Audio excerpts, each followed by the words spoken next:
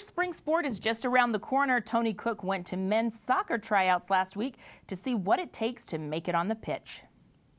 What could motivate anyone to roll out of bed at 5:30 in the morning, put on some cleats, and endure 3 days of grueling physical tests and criticism? BYU men's soccer tryouts. Soccer is not a scholarship sport, and yet over 80 hopefuls showed up, knowing that only 24 would make the team.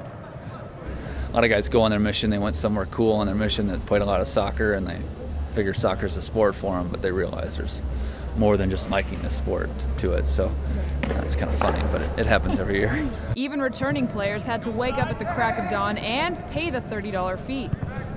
I thrive off of it. No, it is tough. I mean, this is right in the middle of school. You know, kids have to, take off to class right after they were done with tryouts, and then we come back. We do two sessions a day, so people come straight from class at 4 o'clock to try out. So it's a pretty tough schedule doing this for 3 days.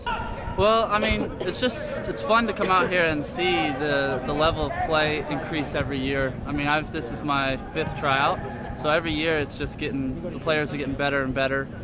So I mean, that part of the aspect is of tryouts is fun to come out here and just compete and see the players that have just been working out with us and trying really hard to improve and to make the team. So I guess that's the part I enjoy the most. Having been through this before, they know what's coming, and they know what the newcomers need to do.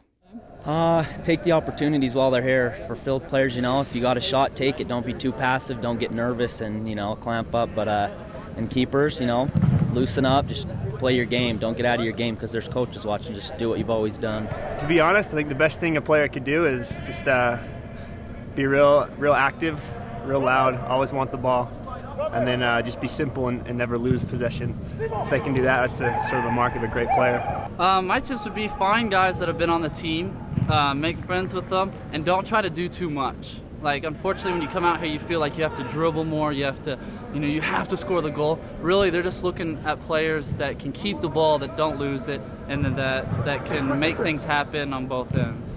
Just the running. I mean, because you come out here and you're doing 2-a-days, which you're not used to at first, and then you have to go run a 2-mile run as fast as you can, or 300 shuttles as fast as you can, and then go play at top level 2 hours afterwards. Day 1 of tryouts requires all players to run 5 300-yard shuttles, which Coach Watkins says is probably the most nerve-wracking event.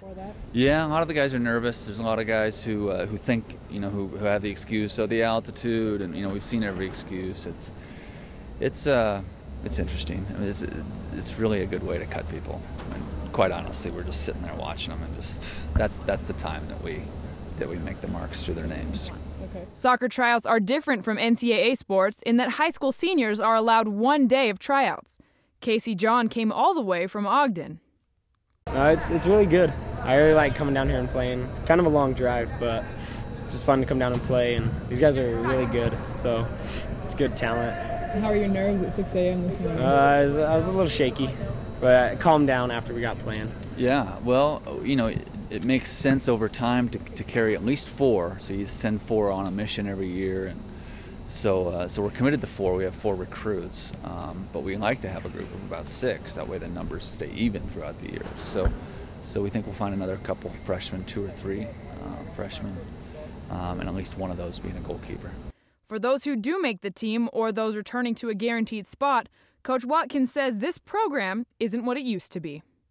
And when they left us, we were kind of I think we were 7-8-1 or 7-8-2 when they left, and so we were building, but they were probably part of that 2-15-1 year as well. And so those guys are coming into a program that's in pretty good shape, and we're really excited about being able to bring them back into a culture now that has some winning tradition. After the final scrimmage between these hopefuls behind me ends, soccer tryouts will be over, and Coach Watkins will take the next hour to deliberate on who's going to fill the 24 spots on his team. At 9 o'clock, he'll come back, post the list, they'll have a team meeting and hand out equipment, and then practice begins next week. Inside the IPF, I'm Toni Cook for BYU Sports Network. We have